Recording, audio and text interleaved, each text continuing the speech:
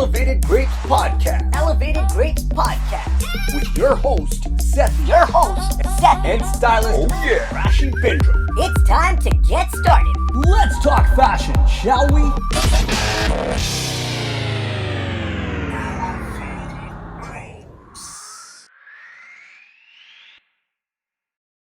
And I'm stylist Rashi Bindra. Stylist Rashi Bindra.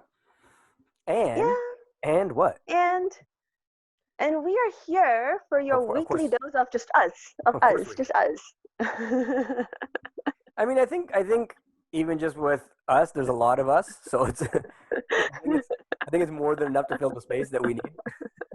Always. I mean, have you had a conversation between me and you, just us alone? Have you had a conversation with yourself?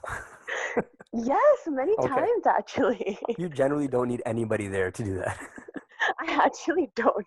I've gone through like WhatsApp conversations with you where I've put my phone away and I come back and the whole conversation is like you've played both sides out by yourself and you've solved your own issue, and then I come back and I'm like, good talk. I'm just like, oh, well, he's not saying anything, so maybe this is what he's thinking. And then I just say everything out loud. And then the best part is you're like, yeah, okay. I'm like, okay. Yeah, it's like, what do you think about this? And then I was like, I'm not even my phone, so I haven't even read it yet. And then you're like, well, so my thought is this, and this, but what about this? Like, do you think this is right? I think you would think this is right. Actually, yeah, I'm going to go with that. And then I come back and later I'm like, well, what? What was the purpose of this 45 message chat that I didn't even take part in? Well, because I always share important decisions of my life with you, right? But it's just funny when the conversation completes while I'm not even in the chat. And then my response when I come back is like, yeah, I agree. Because there's really nothing else for me to say. Listen, I've told everybody during COVID, I've entertained myself. Like, if I don't meet people, I'm completely fine. Yeah, absolutely. So I think that kind of leads into our topic is you're a very optimistic individual that when you send the message up, people are going to respond right away. The reality of it is, somebody else told me that. Or the reality of it is not everybody can do that. So that's our conversation for today is optimism versus reality, or being optimistic versus realistic. Perfect segue. You know what? Actually, speaking of that entire thing, so you and a couple of others who we know in common, they always call me, you are like a hurricane. You're like Hurricane Rashi. And I somehow managed to like turn that into a positive compliment that remark was actually made. So I was like, okay, really, if I'm a hurricane, what does a hurricane do? They come and destroy things. I'm like, what happens after you like destroy things?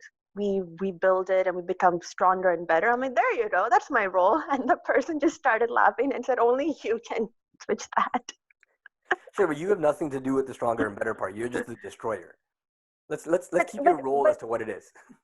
Listen, my coming in and shaking things up is pushing. It's pushing to get stronger and better. So again, there's a role played over there.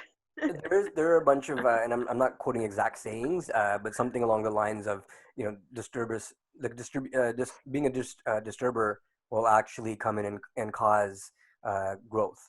So 100%. So if you want to take that route and make that your mantra, that's what I've been doing. But it's funny because you haven't been doing it purposefully. It's just sort of you've been the hurricane, and so now you're just using it as your. So that's the funny part. I like again with COVID and just us spending so much time like by ourselves, and especially me going MIA half the time, I've had an opportunity to kind of like look back at certain incidents in my life, and I'm like, why does everybody call me like a hurricane? Like, what's this? What's that? So I've been like going back at it, and then I'm seeing all the people whose lives I actually impacted, and some of them would like reach out to me and be like, oh, you know what? We're doing this actually because of you and that incident and then what happened. And I was like, so maybe part of my purpose with certain relationships is going to always be that. I probably will be that shit disturber and push people to grow. That's kind of cool. Yeah, no, and 100%. I think it's fair, but I think anybody who's in somewhat of a public persona to a degree, and it doesn't have to be like large scale. I'm not talking about Hollywood celebrity level, but even within your own local circle or within your own community or with your own network, if you're doing things that are in the public eye, I think you're automatically in that position or in that role, right? Where people are going to be watching and they're saying, okay, well, you know what, it's really cool that she's done this. And, you know, people, they could be naysayers where they're like, well, I never thought that she'd be able to accomplish this, which in a way is a positive for you because in you've proven otherwise without even thinking about proving otherwise. Mhm. And it's given someone else a bit of a boost to maybe try something, right? Because now it's like, well, okay, if she can do this, and I've always wanted to do something, you know, XYZ, which is, let's say it's even different or not even in the same world, but at least maybe it's motivated them to try because they think, you know, in the past, maybe they weren't able to complete or do those sort of things, whereas they've seen you now do something they never thought you'd be able to do, and you've completed it. And the thing is, there's a lot of people, and that's just everywhere, right? People are gonna judge you no matter what you do. If you're doing what you want to, like, actually live your life the way you want to live it, with the mistakes, with the ups and downs, you're gonna be judged. If you're living your life the way society wants you to live, you're gonna be judged. So I think my outlook has always been that if people are gonna anyways judge me, I might as well do like whatever I want to do. And like, jokes aside, I intentionally don't come in with the mindset, oh, I'm gonna disturb things. I just come with the mindset like, this is me, this is who I am, and if I believe in somebody or a project or whatever I'm doing, I'm gonna give it my all. And then sometimes the consequences are a little bit too much, and sometimes it works out. But that's just rolling with the punches, right? So Yeah, and I think, you know, to your point about people sort of believing or being naysayers or doubting, like if we take the simple thing of what we do, podcasting as an example, you know, there's comments that are made, and even from people in our own network that we know, you know, the podcasters are, you know, they're just really just fluff. They don't, like, you know, they're people who say to do things but never actually do things. And, you know, you hear a comment like that and it's like, well, I think you got to look at the context. Like, for example, there's a lot of folks that do business podcasts specifically. And, you know, if you listen to their story and you research them, a lot of them are doing incredible things in business as well, but they're just sharing their experiences.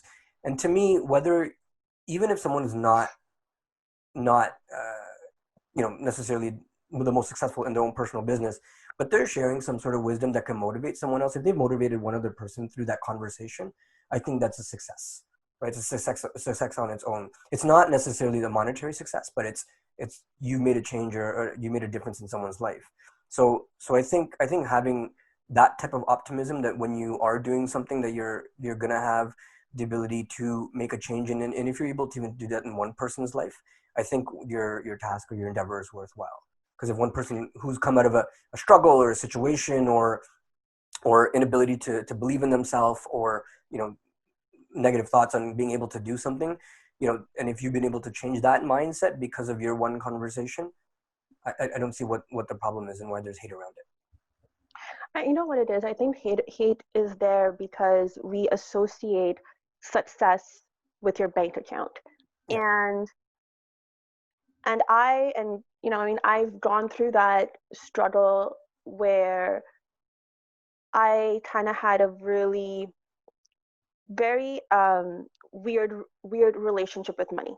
I like, and that's been something I've been working on, you know, in these past few weeks. But I had a very luxurious lifestyle growing up, and then for a while I didn't, and then somehow it became I kind of went through the whole, like, success is only equaled by like how much you have in your bank account, but by your own self type of thing. Which obviously puts you in a very, I wouldn't say a negative mindset, but you kind of start closing doors on opportunities that you know could have helped you. Now, when you're consciously aware of it, I hear so many stories, so many conversations. There are a lot of people doing such amazing things in the world, and they're working like 3 jobs to like get that message out. And for me, that is a part of you being successful, because what you're doing is you're helping somebody else through your conversation, through your hustle, through like you even just showing up. As you know, like as we spoke about in the podcast, I think a few episodes ago, I started doing styling like style coaching. And it's very like a one-on-one personalized experience. There's some like healing involved in it from what I'm certified to do. So I wrapped up that session with someone yesterday, And again, because they're very like one-on-ones, I don't deal with more than 2 or 3 people at the same span of time. And so I was like, okay, so like, can I have your feedback? How did I get better at what I'm doing, etc. And literally her comments were from the 8 weeks, so like 8 weeks ago from what she started and where she is today, the confidence of what she was working towards came in. But she said a lot of it was the conversations we had, like the small conversations, sharing of those personal stories, and most importantly, giving her the space to listen, to like be able for her to speak and say what she has to say. So people just want to be heard. That's the other thing that most of us sometimes don't realize. People just really, really want to be heard, but we're so busy Was she an introvert? judging them. Yes, a huge one. Like, she would not post any of her photos on social media. She was so shy about that, and she's a gorgeous person, like so beautiful. I was like, oh my God. I don't mean social media wise introvert. I'm asking No, no, like but I introvert. no, I know, Like but I'm even just meant like in as a person. general, yes. So even in Yeah, conversation, like yeah, is she very more like, reserved and doesn't come out easily, like in terms of like sharing feelings and being yeah, open? Okay. yeah, Yeah. So that's yeah. and So then it was, go ahead. Sorry, go ahead. no, I mean, sorry, like go say what you were saying. No, but I think that's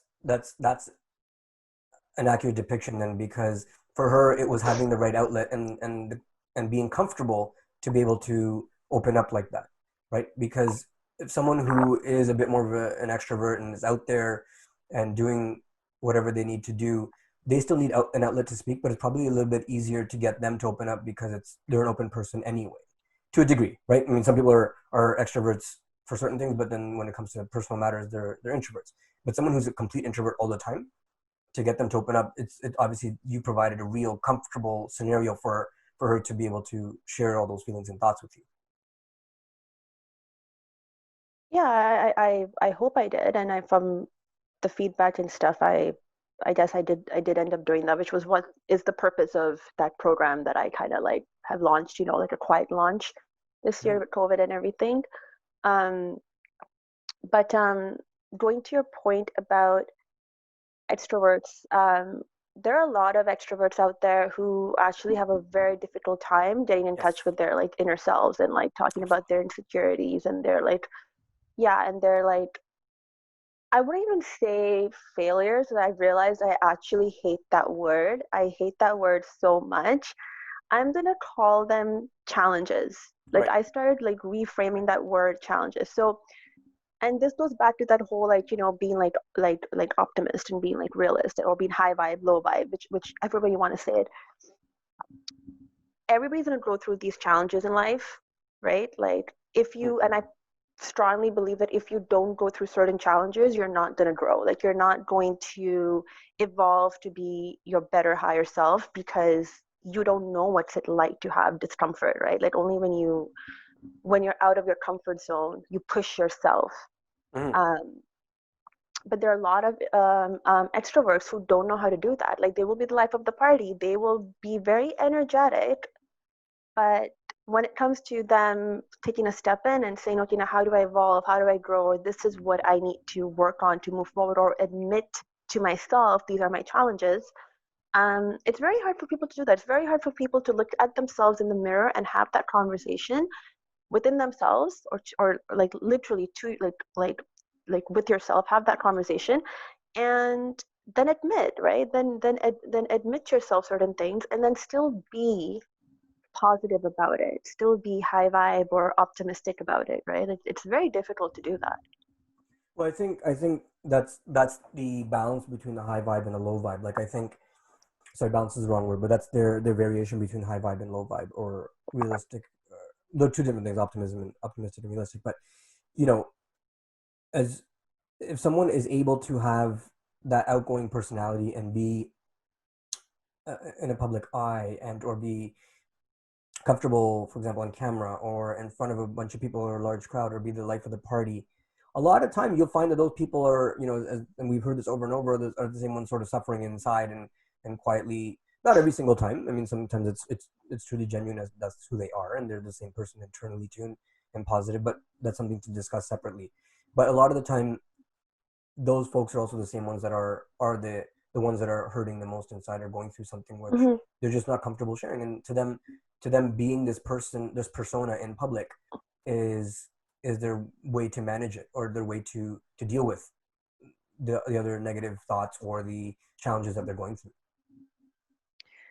Yeah, and but you know what it is? It also becomes very exhausting. Like so being high vibe or always trying to be positive and being outgoing all the time does drain you. So when you are dealing with stuff internally, and I will say this, when I say dealing with stuff, everybody's version of trauma, and I know we had that with Shayla last week as well. Everybody's version of trauma or dealing with stuff is very, very different. And we just have like, I encourage people to like respect that. What's difficult for someone may not be difficult for like somebody else, but it's their pain to like deal with, right? Or their challenges to deal with. Um, yeah, okay, so I almost lost my train of thought. So I saw that. I saw that in your face. I'm like, uh-oh. Yeah, We're gonna have to it went interject and now. came back. We're gonna have to interject. Abort mission. She's lost her train of thought. So like it's very difficult, and it's very exhausting to be high vibe and positive and outgoing and all that stuff. And then if you're like internally trying to deal with things, and then you go on social media, you go um on certain apps, or you're like with your friends or whatever, and they're always like, oh no, you have to always think positive, like let's use the law of attraction, and if we're not positive or sending out those positive energies, we're attracting terrible things to us. That's not always the case. That's really not true. If you So don't allow yourself to feel that, you're suppressing it, and that stays within you, so you're still attracting the crap that you don't want to attract, So right? are you suggesting the information that we read about in sort of the law of attraction or the secret, or any of these books that we've all heard of throughout the years, that their objective of constant positivity is actually not the best way to live? Yes, and the reason why I say this, I've read The Secret. I read it a few years back. I read it then recently. I've watched the movies. The Secret, Rhonda Byrne, if I'm pronouncing her last name correctly. She also has this practice called the magic. It's like a gratitude practice for like 28 days. I've been currently doing that as well, and to a huge extent, what they kind of teach you about law of attraction is correct. But the one thing they do not dive deeper into is when you do have a negative thought, or when you are feeling low energy, it's okay to allow yourself to feel that for a while, because what happens is when you're feeling that, you are letting that out. So as an example, people who cry sometimes, when they're hurt about something, when there's something they've been like holding in, and they like let it out and they cry, that's actually really good that they're doing that, because they're really like letting that energy out. And a lot of them will say, oh, I feel better after I cried it out, I feel so much better. And then and then you slowly shift into your positive high vibe being, because that's who you are naturally. You don't wake up, or you aren't born in this world depressed and sad and like negative. You come in happy, unknowing, the world's your oyster, like you can think and imagine anything, and then life happens. You know what I mean? And we get so caught up in what other people think of us, or where we should be, or what's the right way to live life, that we will hear things like, oh, law of attraction works if you're always positive. Yes, to some extent, you have to always think good things, or like try and move around the whole like pity party for yourself, or like thinking evil for others, which is two different things. But it doesn't mean that if you're having a bad day, you don't allow yourself to feel that, you know. Well, I think having read all those same books as well, like I think they hold a value for everybody in any situation, whether you're already a go-getter or a positive person. But I think, you know, for someone who is in a negative place or a low place, I think that mindset that those readings sort of preach, or the direction they tell you to think in, is very important for someone who's going through that and can't find the light or the positivity. I think someone who is already in that realm and already has that sort of mindset and is a bit more of a stable ground. I think having that balance, like you just mentioned, is what's important. Like I think you have to allow yourself to process your negative thoughts, your feelings, and your emotions that don't make you the happiest. Because it's like you just said, suppression is a longer term killer that would probably cripple you more if you don't allow yourself to move through those. So let's just say someone went through a really traumatic life experience, and they're like, everything happens for a reason, and life is great, and this is freedom for me, and I'm this happened now, but now it's going to be all better for me. But they don't allow themselves to process the impact that that's had on them emotionally or personally or mentally. Then if you're just trying to think positive, then it's almost like it's like makeup or cover up or like a band-aid. You know what I mean? It's not, you're not taking care of the actual issue where that root of that is. Like, I think exploring the root of those situations, those emotions, those scenarios is super important as a part of that process of thinking, like the law of attraction suggests, or like The Secret, or any of these books, right? Or any of these. Yeah. 100%. And then what happens is that, so I do agree that if you have constantly been in a negative or a low vibe state in your life, and sometimes we don't realize this. Yeah, I mean, you know what, like, and I will come out and say it, like, I didn't realize for the longest time, for the past 4 or 5 years, like, I was very, very unhappy. I did not realize I was unhappy. I was like doing everything, but I didn't realize, just in general, I was a very unhappy person. However, as I realized that, a lot of things cleared up for me. A lot of things cleared up for me. A lot of shifts started happening for me. And I'm obviously like way better, and I'm in a much better place in my life than I would ever thought I'd imagine. Um, but that's what I mean. Like, sometimes we don't realize we are in a low energy or a negative state of mind. So then we ask ourselves, oh, why are we attracting this? Why are we attracting that? Why are we attracting that? Exactly. Yeah. Right? Because then you're like, oh, but I'm doing everything right. Like, I'm working this hard. I'm saying yes to opportunities. but you're still not attracting what you really want. When you kind of start, when you become consciously aware of your state of mind, and if you're like, holy fuck, like, I'm really not in a good place.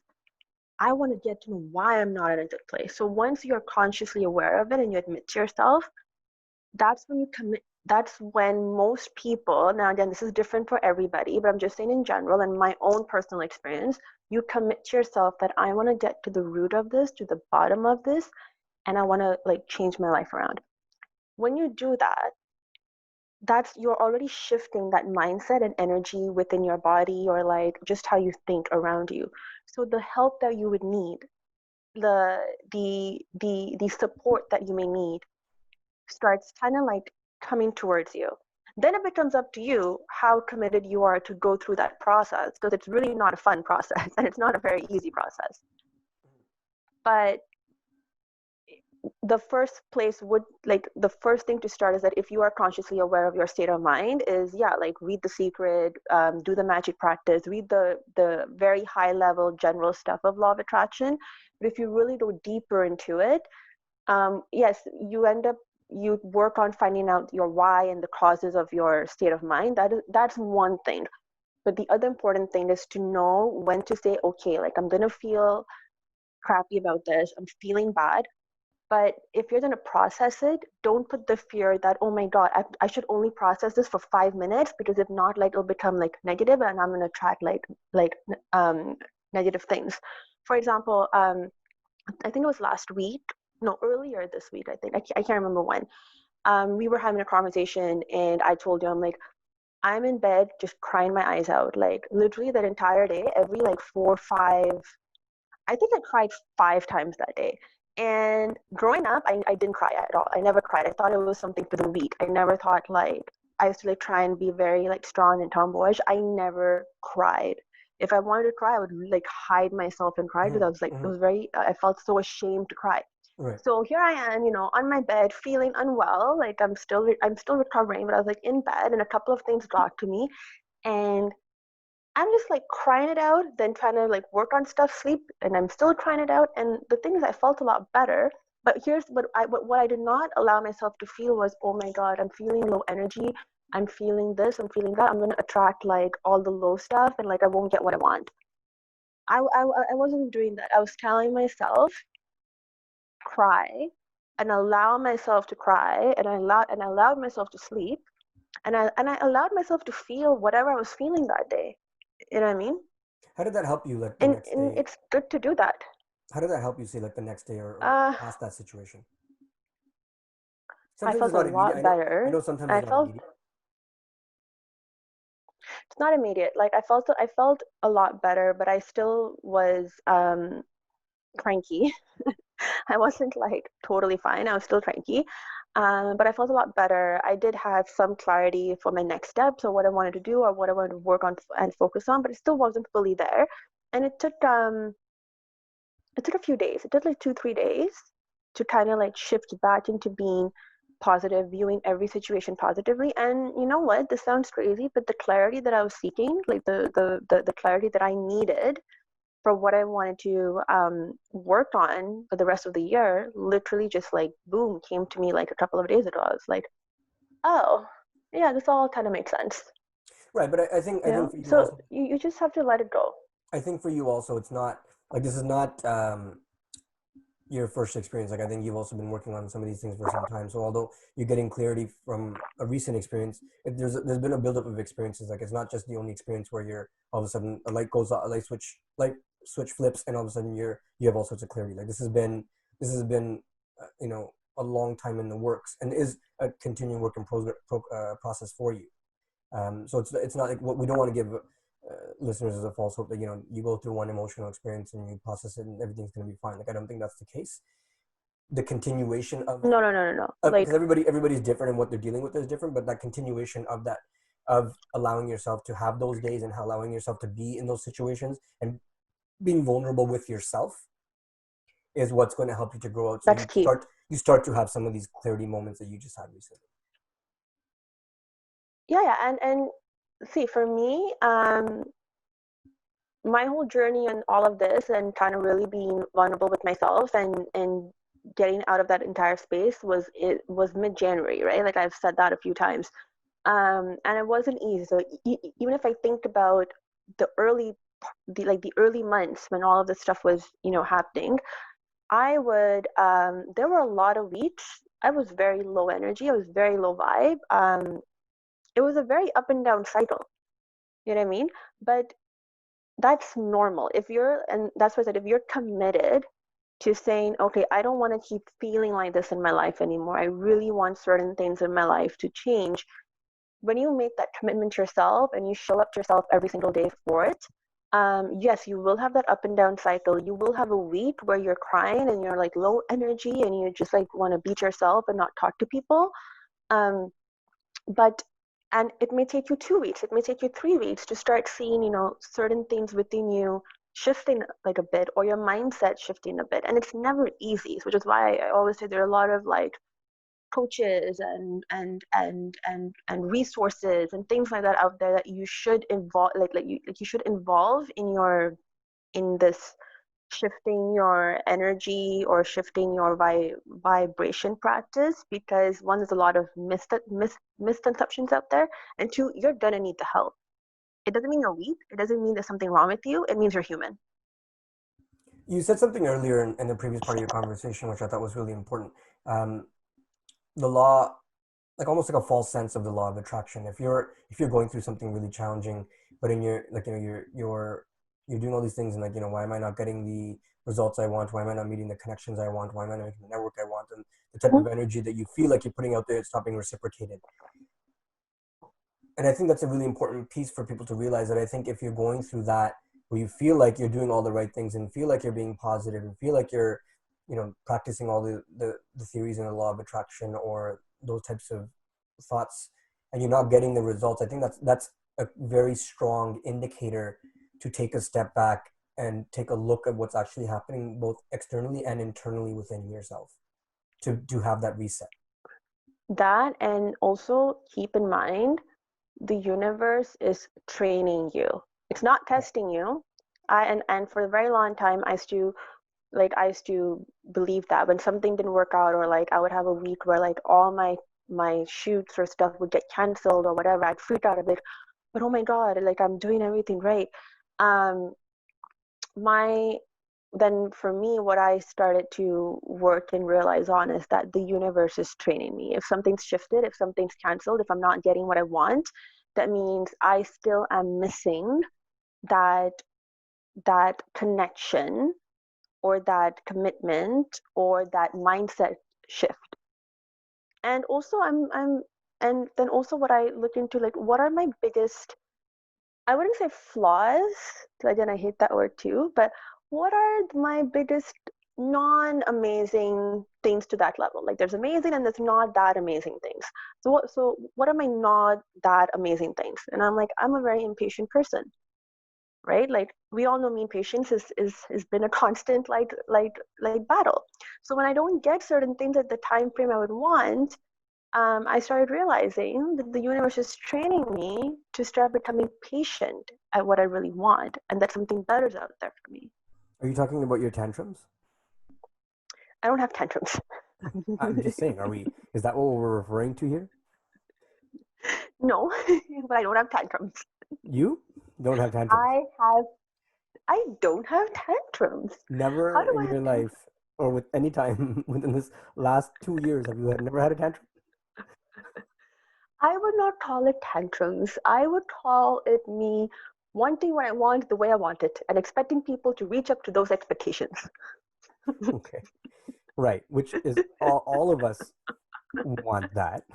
But then the reaction to when that doesn't happen with Rashi Bindra is what I'm referring to. So moving on. So yes, move on. So let's talk about those people that are. So we've talked a lot about being sort of having false optimism, and being able to really look internally into yourself and be clear on optimism, and making sure that your sense of optimism is genuine, it's real, and it's going to bring you what you're looking for. Because if your mindset and your internal personal state is not correct, obviously we've deduced that it's going to not yield the results you're looking for. Let's talk about being a realistic person and those that are realistic, and the just the drawbacks and benefits of just having that specific one mindset. Um, I forgot to mention something really important with the whole like law of attraction. And when things are not working out the way you're doing it, yes, you step back and do the internal work and you see where you are at. Let go of the how. It took me a very long time. It still takes me that like training. Let go of the how it's gonna happen. So what I mean by this is, let's say if you're like, okay guys, I'm ready to like commit to myself and I'm gonna do this law of attraction and I'm going to attract my perfect soulmate in 2 months. So I am going to, I'm going to like change how I sleep. So there's like space for him or her. I'm going to make room in my, like I'm doing everything the secret has told me to done to take my soulmate.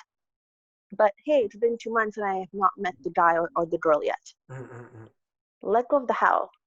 Just say, okay, cool. I would love to meet the person that, I would want to spend like the rest of my life with. And I'm just gonna like keep my environment inviting or my lifestyle inviting for a way that if I were to meet like a person to be, like that person could fit in.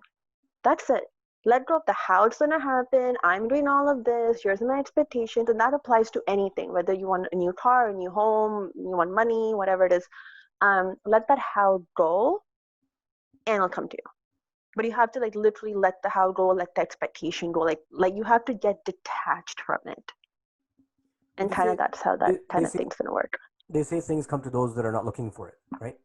So I think that's really what you're trying to get at here. Is it's not, I mean, yes, I'm not saying like you can't work for certain things. I mean, you given a relationship as an example, but if you want certain levels of success, whether it's monetary or in other ways, it doesn't mean that you can't just you just sit there and expect it to just happen to you. Like you have to work for it. Yeah. But I think the motivation for why you're working can't just be that like I want to earn $10 million tomorrow. Like I think you got to find, okay, what's going to drive me to want to work, what's going to make me get up and do these certain activities that I need to do to be consistent. Let's just say like working out, for example. Like I want a six-pack. Okay, that's great. It's not going to happen tomorrow, but six-pack shouldn't be your goals. Okay, I want to have a healthy lifestyle. How am I going to lead that healthy lifestyle? What do I have to change to make that happen? But the six-pack at the end of the day is a byproduct of it, which you will get if you're doing the right activity. So I think if you focus on the right things, the results will happen. Yeah, take your inspired action for sure. I'm not saying if you want to manifest something or attract something, just like put it out there and don't do anything about it. Take your inspired action for sure, and you constantly work on it, but don't get attached to it, is what I'm saying. Don't focus on the how it's going to come to me, how it's going to happen, I should do this, I should do that. No, if you have a certain routine, stick to it, keep doing what you got to do, and then let it be. Yeah. So is the relationship conversation a personal point that you brought up? Is that something? Law of attraction? No, I was just like. I'm gonna put that out there and just be like, is that something from a personal experience? Like, are you asking for a friend? I mean, I've been open about the fact that I would like to meet someone permanent in my life. Right. I put it out there, so if he's around, sure. So should we turn our next show into like an online dating show where we interview potential mates for Rashi Bindra? Somebody asked me that. Someone was like, why don't we do like a speed? Yeah, like why don't we do like a dating thing or something, and you can like check out all the guys as well. And I was like, oh, that's actually maybe not a bad idea. So why don't we do that? We'll do an interactive session for Elevated Grapes, and the only guests that will be allowed, and we'll be on Zoom. The only guests will be allowed will be male potential candidates for Rashi. I can moderate the That'd be hilarious. And then you go on a 1 minute date with everybody. We narrow it down, and then you delete people off of Zoom as like leave. Yeah, leave. Leave. You're finished until there's one person. I'm down for that. And then you go on a real date. I would love to know how many of our listeners and watchers would love this aspect of our show. I am 100% down to set a date for this and make it happen. Yes, because you would also die of laughter the entire 100%. Time. And we can send and to do the dates, we can send you and the one person off into like a separate room to go have your conversation for a minute. I'll bring you guys back in, and then you can slowly wean them out. No. Hello. If this person has to manage me or like deal with me in life, he can have the conversation in public, like have some balls. Like, come on, it's just me. You have to have some sort of intimate conversation with them, just you and the person, because you have to see if there's a connection. If you're talking to 30 people at one time, there's no you can't form a connection. Okay, but then what are those other 30 people like gonna do in the meantime? I don't know. We'll play like online Scrabble while you're talking. We'll figure something out. Fine, you can organize it and then let me know. Or we give them all the password, bring them in for time slots, one every 5 minutes, and that once that 5 minutes is up, the next person comes in onto Zoom, and then you pick, and they have to all be on standby because they'll get an email saying you're welcome back in at this time. If they don't get an email, yeah, why not? There's lots of ways to spin this. We can make it work. I'm very happy that my one example of a soulmate is where this conversation ended up going. I think this is a fantastic dating show idea. We can build our own intimate dating show on Zoom. Elevated Grapes. Yeah. Elevate to the next level. Oh, that's great. Yeah, that's fantastic. I'm so proud of your little tagline that you just created for your new dating show marketing. Please do that. Please don't do that with Elevated Grapes. Listen, this was your idea, so you do something about it. Yeah, we'll do it specifically for you, but not in that whole voice thing you just did. Okay, fine, just for me. Sorry, so back to our conversation about being realistic. Like those folks that are just realistic all the time. There's a fine line between being realistic all the time and being a pessimist, right? Or someone who has almost negative thoughts. I mean, it's not exactly the same, but someone can be on that edge where they're sort of on the extreme end of it.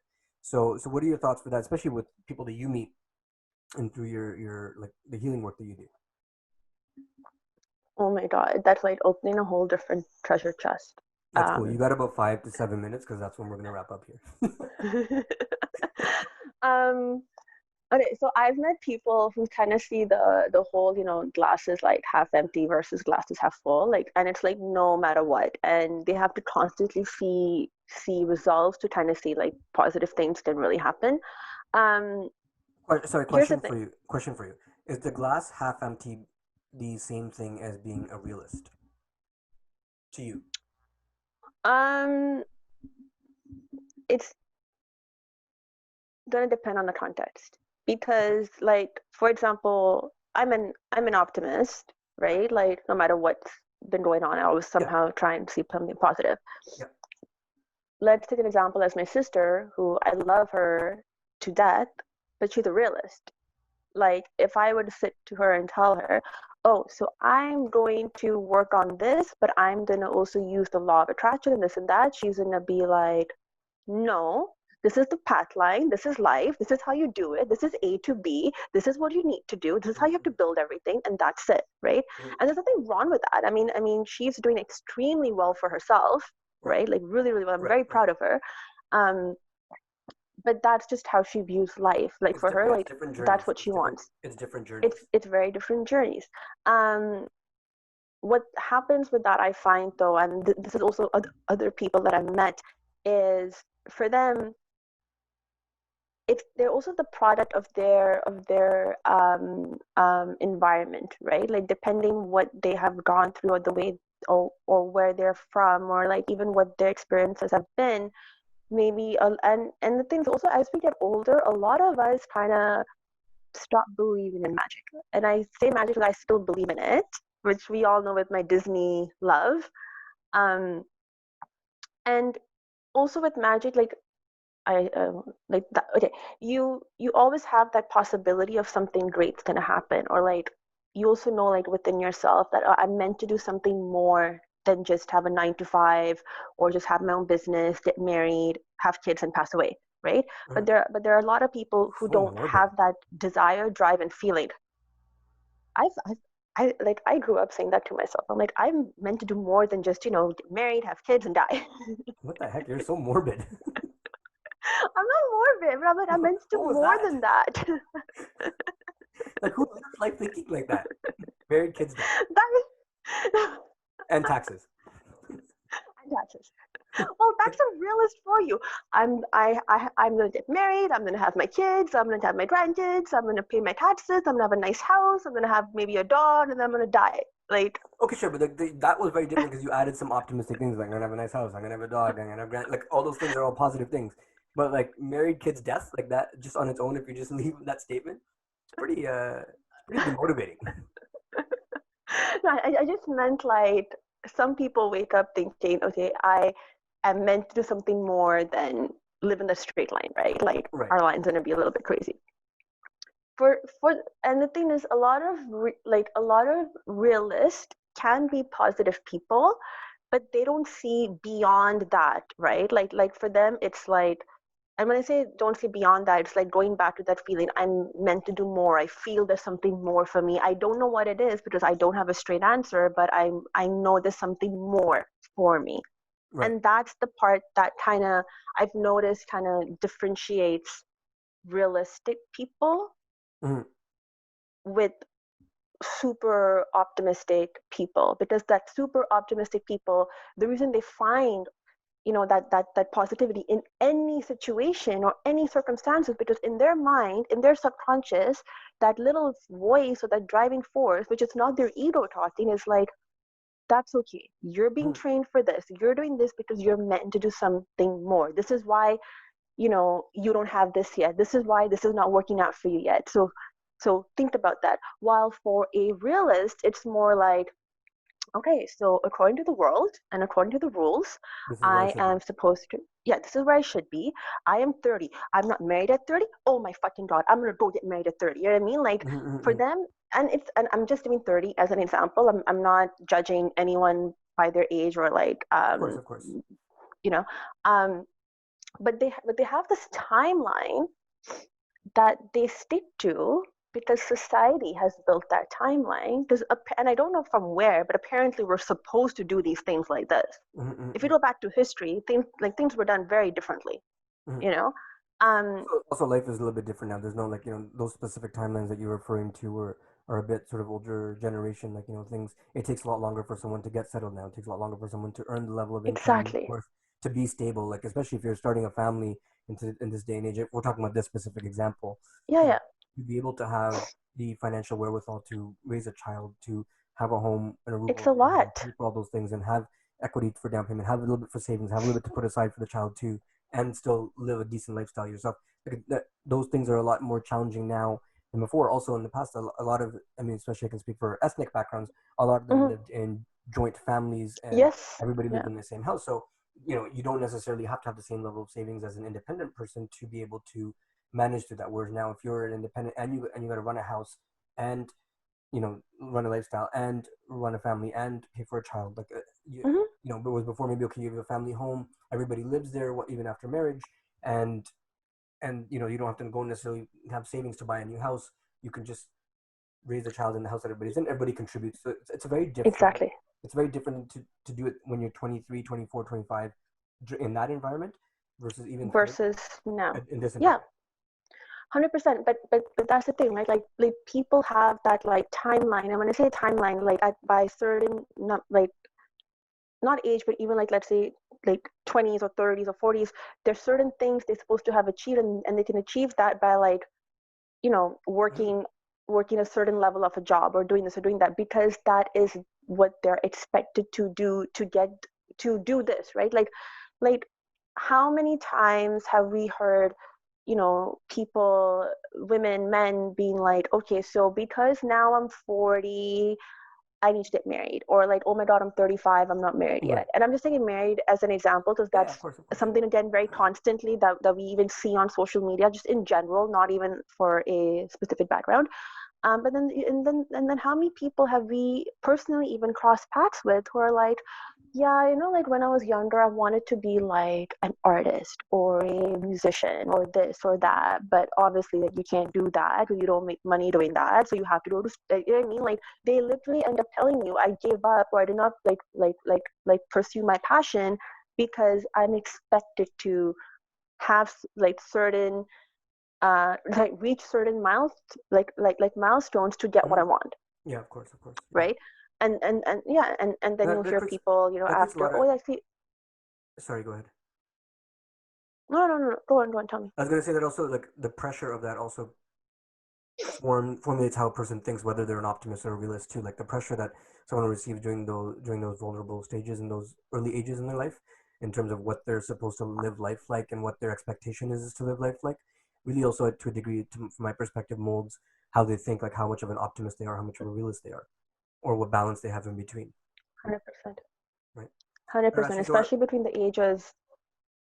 Yeah. Yes. Give your childcare ages. Go ahead.